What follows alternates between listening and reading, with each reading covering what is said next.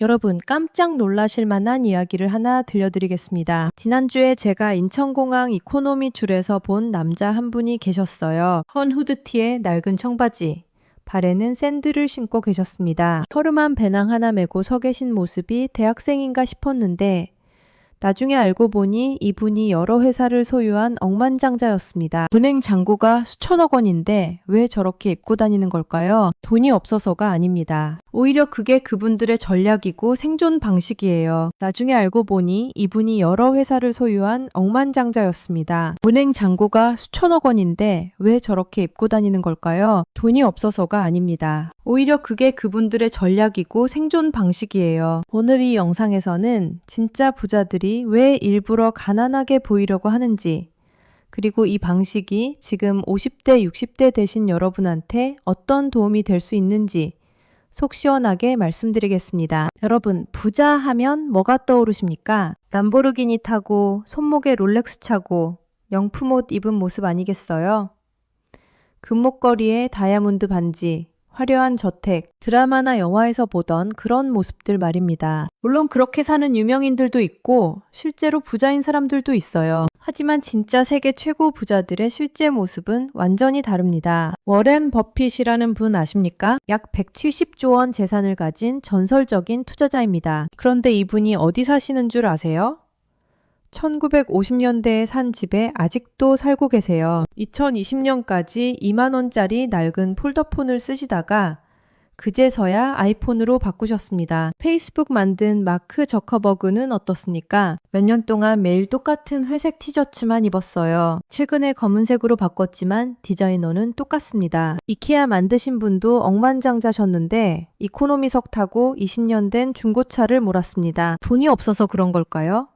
절대 아닙니다. 의도적으로 그렇게 사시는 겁니다. 첫 번째 이유, 방어 전략입니다. 부자들은 조용히 지내면 소송이나 사기나 납치 위협으로부터 안전하다는 걸 알아요. 화려하게 살면 세무당국의 타겟이 되고 언론의 먹잇감이 되고 각종 규제기관의 감시를 받게 됩니다. 버핏이나 저커버그처럼 이미 유명한 억만장자들도 자신의 이미지를 단순하게 유지하려고 애씁니다. 그래야 비판과 질투와 불필요한 드라마의 표적이 되는 걸 피할 수 있거든요. 연예인 가족들 보세요.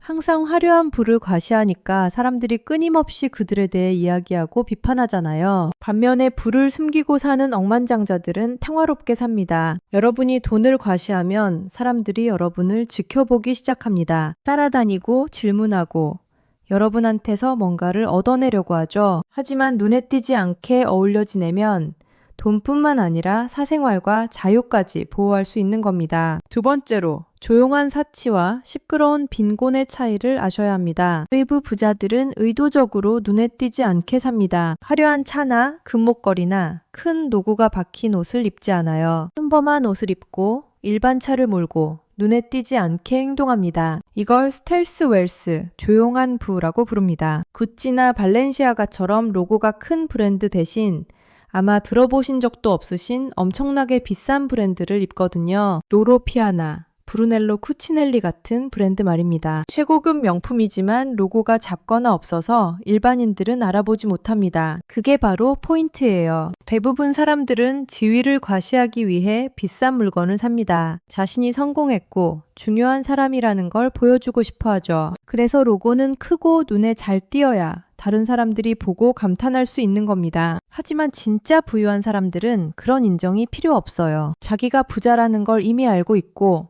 누구한테도 증명할 필요를 느끼지 않습니다. 여전히 사치품을 사지만 관심을 끌려는 게 아니라 편안함과 품질과 개인 취향 때문에 사는 거예요. 흥미로운 건 겉으로 부자처럼 보이는 사람들 중 많은 사람들이 실제로는 그렇지 않다는 겁니다. 연구 결과를 보면 명품 브랜드에 가장 많은 돈을 쓰는 사람들은 보통 상류층이 아니라 중산층이거든요. 왜 그럴까요? 그들은 아직 올라가는 중이고 무시당하거나 과소평가받을까봐 두려워하기 때문입니다. 진지하게 받아들여지고 싶어서 비싼 물건으로 신호를 보내는 거예요. 하지만 그 신호에는 대가가 따릅니다. 동료들에게 좋은 인상을 주려고 고급차를 할부로 사고 비싼 가방을 사고 신용카드 한도를 넘겨서까지 뭔가 성공한 것처럼 보이려고 하죠. 사람들이 이걸 시끄러운 빈곤이라고 부릅니다. 겉으로는 돈 많아 보이지만 실제 은행 계좌는 텅텅 비어 있는 거예요. 이건 거짓 껍데기일 뿐이고 실제로는 재정적으로 힘든 상황인 겁니다. 세 번째는 위장 효과입니다. 가난해 보이는 게 위장처럼 작용한다는 거예요. 부를 과시하지 않으면 사람들이 여러분을 표적으로 보지 않습니다. 협상할 때 생각해 보세요. 롤렉스 차고 디자이너 정장 입고 나타나면 상대방은 여러분이 더 많이 감당할 수 있다고 생각해서 가격을 올립니다. SNS에 재산을 과시하면 가짜 친구들과 기회주의자들과 심지어 소송까지 끌어들이게 되죠. 부자들은 범죄의 흔한 표적이 되기도 합니다. 2016년에 유명 연예인이 파리 호텔에서 무장강도에게 습격당했는데 그 전에 SNS에 보석 사진을 올렸던 게 원인이었어요. 2020년에는 한 래퍼가 인스타그램에 선물 받은 가방을 자랑하다가 실수로 주소를 노출했고 그날 밤 집에서 총격으로 사망했습니다. 이게 바로 부를 과시했을 때 일어날 수 있는 최악의 결과예요. 많은 나라에서 과시적인 부는 정부의 관심을 끌고 특히 세무조사에 타겟이 됩니다. 세무조사관들은 가장 크게 자랑하는 사람들을 먼저 찾아가거든요. 그리고 부자들은 세금을 정말 싫어합니다. 위장은 단순히 돈 문제만이 아니라 자유에 관한 것이기도 해요. 부유하고 유명해지는 게 최고라고 생각하실 수도 있지만 많은 유명인들은 명성의 가장 나쁜 부분이 사생활을 잃는 거라고 말합니다. 팝의 황제 마이클 잭슨이 대표적인 사례예요. 2003년에 그는 다시 평범한 사람처럼 쇼핑하는 게 어떤 느낌인지 경험하고 싶어서 플로리다 슈퍼마켓을 몇 시간 동안 빌렸습니다. 직원들과 친구들에게 돈을 주고 일반 쇼핑객처럼 행동하게 하면서 자기는 카트를 밀고 선반에서 물건을 집었어요. 그는 그냥 평범함을 느끼고 싶었던 거죠. 유명해지고 부자가 되면 인생이 황금빛으로 변할 것 같지만 실제로는 부자지만 어디에도 갈 수 없고 자유가 없는 상태가 됩니다. 그래서 오늘날 많은 부자들이 눈에 뜨지 않기로 선택하는 거예요. 그들은 여전히 황금빛 세장 안에 있지만 아무도 그들을 알아보지 못하기 때문에 원할 때 나갈 수 있습니다. 이게 바로 진짜 자유죠. 다섯 번째는 디드로 효과입니다. 여러분이 드디어 좋은 걸 하나 샀다고 칩시다. 휴대폰을 바꾸거나 고급 가방이나 자켓을 샀다고 해요. 처음에는 뭔가 특별한 기분이 들죠. 하지만 다른 물건들이 제자리에 맞지 않는 것처럼 보이기 시작합니다. 새 자켓이 낡은 신발과 어울리지 않아요. 새 휴대폰이 싸구려 이어폰과 안 맞는 것 같고요. 그게 시작입니다. 더 많은 걸 업그레이드하고 싶은 충동을 느끼게 되는데 망가져서가 아니라 모든 게 완벽해지길 바라기 때문이에요. 이걸 디드로 효과라고 합니다. 한 번의 업그레이드가 또 다른 걸 부르고 또 부르다 보면 어느새 생활 방식 전체를 바꾸게 됩니다. 일단 더 높은 수준에서 생활하기 시작하면 그게 곧 여러분의 새로운 기준이 되는 거예요. 예를 들어 예전에는 밖에서 식사할 때 10,000원 한도였다고 칩시다. 그런데 어느 날 보너스를 받아서 30,000원짜리 식사로 자신을 대접했어요. 한두 번 하는 건 괜찮죠. 하지만 조심하지 않으면 뇌가 적응합니다. 이제 30,000원짜리 식사는 더 이상 사치처럼 느껴지지 않고 당연하게 느껴집니다. 갑자기 10,000원짜리 식사도 싸게 느껴지죠. 이게 바로 라이프 스타일 인플레이션입니다. 심리학자들이 말하는 쾌락의 쳇바퀴에 갇히게 돼요. 더 많이 쓰고 더 많이 기대하지만 행복은 결코 오래가지 못합니다. 그래서 많은 부자들이 이 함정을 완전히 피하는 거예요. 가난한 사람들은 남들에게 잘 보이려고 사치품을 사지만 부자들은 차라리 자유를 사는 쪽을 택합니다. 물건이 아니라 시간과 평화와 선택권을 사는 거죠. 그렇다면 왜 여러분도 이렇게 해야 하는가입니다. 이 전략을 사용하기 위해 억만장자가 될 필요는 없어요. 가난한 척하거나 과시하지 않기로 선택하는 것만으로도 여러분이 막 시작했을 때에도 유리하게 작용할 수 있습니다. 눈에 띄지 않게 지내면 사람들이 여러분에게 많은 걸 기대하지 않아요. 과소평가되는 게 실제로는 숨겨진 이점이 될 수 있거든요. 협상에서 가격을 쉽게 올리지 않을 테니까요. 이건 사기꾼이나 여러분 돈에만 관심 있고 여러분 자신에는 관심 없는 가짜 친구들로부터 보호해줍니다. 항상 돈 빌리고 안 갚는 친구 있죠. 여러분이 가난해 보이면 아무도 안 물어봅니다. 가장 중요한 건 마음의 평화를 얻는다는 겁니다. 실제로 많은 연구에서 진짜 부자들은 화려한 소비보다 투자를 선택한다는 걸 보여줍니다. 백만장자들을 조사한 결과 그들 대부분이 중고차를 몰고 평범한 집에 살고 있었어요. 그들의 부는 주식이나 부동산이나 사업에 있지 명품 가방이나 고급차에 있지 않았습니다. 이게 바로 부자와 부자처럼 보이는 사람의 차이예요. 또 다른 장점은 정신 건강입니다. 끊임없이 남들에게 인정받으려고 노력하는 건 정말 피곤한 일이거든요. SNS에 올릴 완벽한 사진을 찍으려고 애쓰고 새로운 물건을 자랑하고 경쟁하는 게 스트레스가 됩니다. 하지만 그런 게임에서 벗어나면 훨씬 평화로워집니다. 자기 자신을 위해 살 수 있고 남의 시선을 신경 쓰지 않아도 되죠. 이게 진짜 자유예요. 과시적 소비는 또한 환경에도 나쁩니다. 계속 새로운 걸 사고 버리고 하는 패스트 패션과 과소비는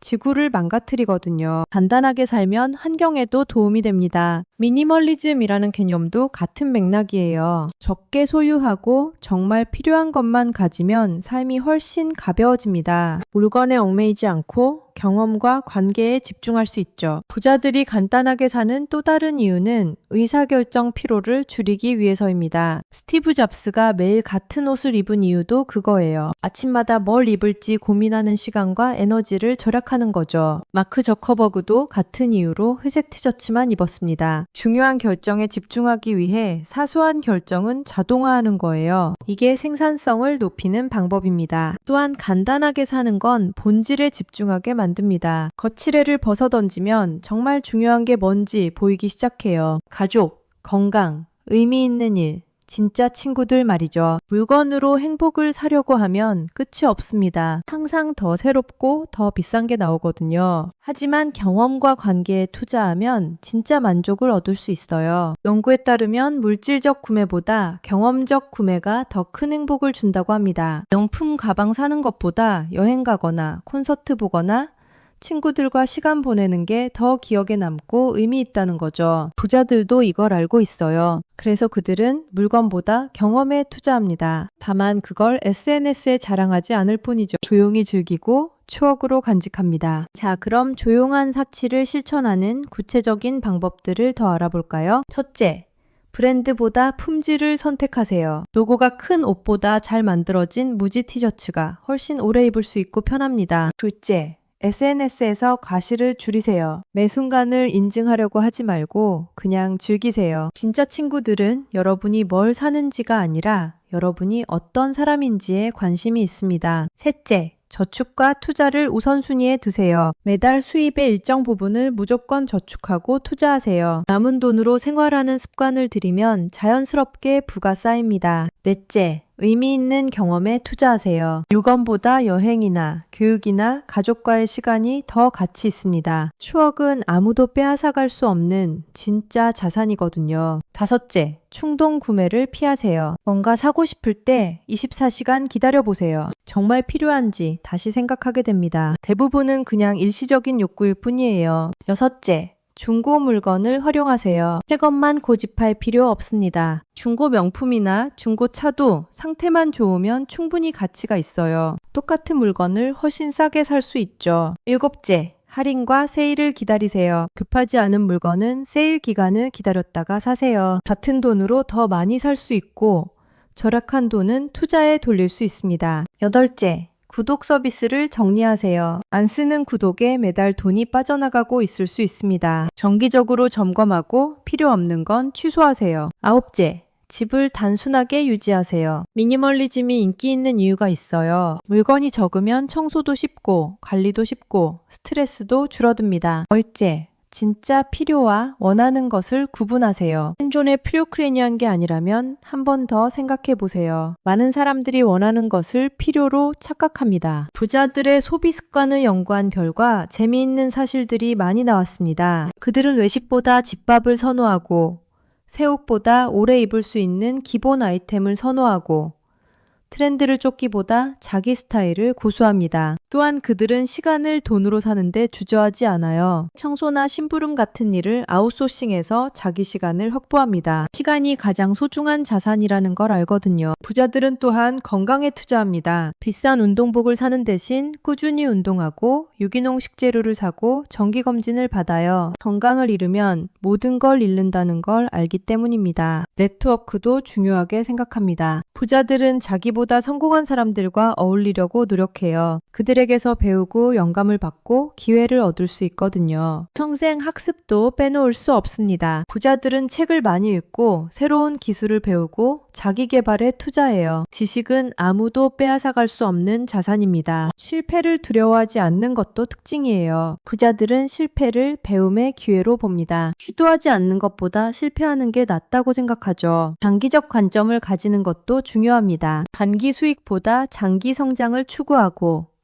즉각적인 만족보다 미래 가치를 선택해요. 복리의 힘을 믿기 때문입니다. 검소함이 인색함과 다르다는 것도 알아야 해요. 부자들은 가치 있는 곳에는 기꺼이 돈을 씁니다. 자선활동이나 교육이나 좋은 식재료 같은데 말이죠. 하지만 허영이나 과시를 위해서는 한 푼도 안 씁니다. 명품 로고가 박힌 옷을 사는 대신 품질 좋은 무명 브랜드를 선택하죠. 차이를 아는 게 지혜입니다. 부채를 극도로 싫어하는 것도 공통점이에요. 부자들은 빚을 내서 소비재를 사지 않습니다. 투자를 위한 부채는 활용하지만 소비를 위한 부채는 절대 만들지 않아요. 신용카드도 현명하게 사용합니다. 포인트나 캐시백을 받기 위해 쓰되 매달 전액 상환해서 이자를 내지 않아요. 신용카드를 도구로 쓰지 함정에 빠지지 않습니다. 예산을 철저하게 관리하는 것도 빼놓을 수 없어요. 부자라고 해서 무계획적으로 쓰는 게 아닙니다. 오히려 더 꼼꼼하게 지출을 추적하고 관리하죠. 자동화 시스템을 활용하는 것도 좋은 방법입니다. 월급이 들어오면 자동으로 저축계좌와 투자계좌로 이체되게 설정하면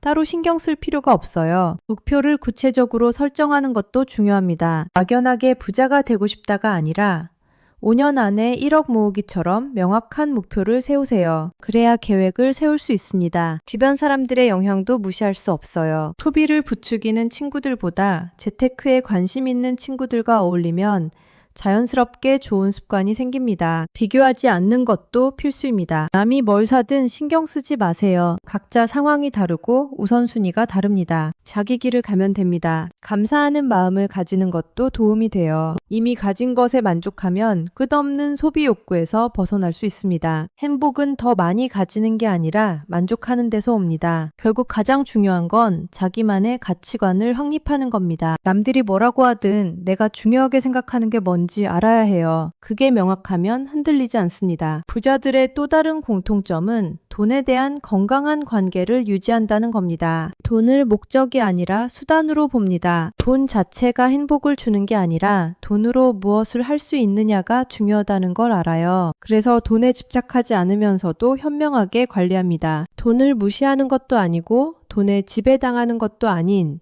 건강한 균형을 유지하는 거죠. 이게 진짜 부자의 마인드셋입니다. 재정 교육의 중요성도 강조하고 싶어요. 학교에서는 돈 관리를 제대로 가르치지 않습니다. 그래서 스스로 배워야 하죠. 책을 읽고 강의를 듣고 실제로 실천하면서 배우는 겁니다. 로버트 기요사키의 부자 아빠 가난한 아빠나 토마스 스탠리의 이웃집 백만장자 같은 책들이 좋은 출발점이 될 수 있어요. 부자들의 실제 습관과 사고방식을 배울 수 있거든요. 작게 시작하는 것도 중요합니다. 처음부터 큰 투자를 할 필요 없어요. 월 10만 원이라도 꾸준히 저축하고 투자하면 시간이 지나면서 엄청난 차이를 만듭니다. 복리의 마법을 과소평가하지 마세요. 아인슈타인이 복리를 세상에서 가장 강력한 힘이라고 불렀다는 얘기가 있을 정도예요. 시간과 꾸준함이 핵심입니다. 실수를 두려워하지 않는 것도 필요해요. 투자하다 보면 손해볼 수도 있고 잘못된 선택을 할 수도 있습니다. 중요한 건 거기에서 배우고 다음에는 더 나은 결정을 내리는 거예요. 부자들도 실수를 합니다. 워렌 버핏도 자신의 투자 실수를 공개적으로 인정하죠. 차이는 그들이 실수에서 배우고 같은 실수를 반복하지 않는다는 겁니다. 다각화의 원칙도 잊지 마세요. 한 바구니에 모든 달걀을 담지 말라는 오래된 격언이 있습니다. 여러 자산에 분산 투자하면 리스크를 줄일 수 있어요. 주식만 하는 것도 위험하고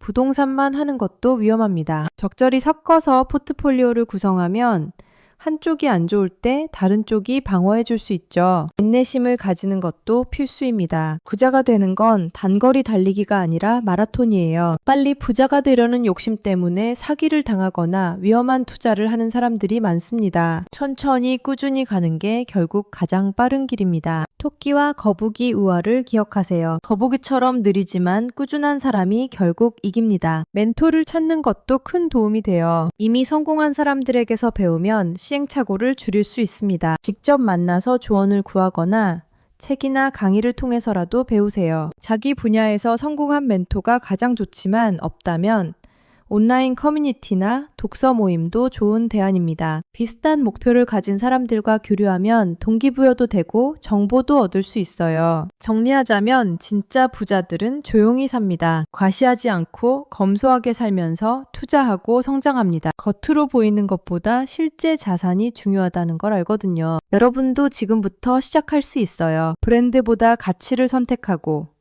과시보다 저축을 선택하고, 즉각적 만족보다 장기 투자를 선택하세요. 작은 선택들이 모여 큰 차이를 만듭니다. 10년 후, 20년 후에 여러분은 오늘의 선택에 감사할 겁니다. 다음에 샌들 신고 후드티 입은 평범해 보이는 남자를 보시면 다시 한번 생각해 보세요. 가난하지 않을 수도 있어요. 그냥 똑똑할 수도 있습니다. 모두가 과시하는 세상에서 단순해 보이는 게 진짜 승리예요. 평화와 안정과 자유를 얻을 수 있으니까요. 어쩌면 여러분에게도 효과가 있을 겁니다. 진짜 부는 조용합니다. 시끄러운 건 가짜일 가능성이 높아요. 이 진실을 이해하고 실천하면 여러분의 삶도 달라질 수 있습니다. 부자처럼 보이려고 애쓰지 말고 진짜 부자가 되는데 집중하세요. 명품 로고 100개보다 자유로운 시간 하루가 더 소중합니다. 화려한 차 한 대보다 평화로운 마음 하나가 더 값집니다. 큰 집 한 채보다 따뜻한 가족 관계가 더 행복합니다. 겉으로 드러나는 것보다 속으로 채워지는 게 훨씬 중요해요. 이 영상이 도움이 되셨다면 구독과 좋아요 꼭 부탁드립니다. 그리고 여러분의 소중한 가족, 친구분들께도 꼭 공유해 주세요. 한 분이라도 더 진짜 부자가 되는 길을 찾으실 수 있도록 말입니다. 여러분 모두 조용하지만 진짜 부자 되시길 진심으로 응원합니다. 감사합니다.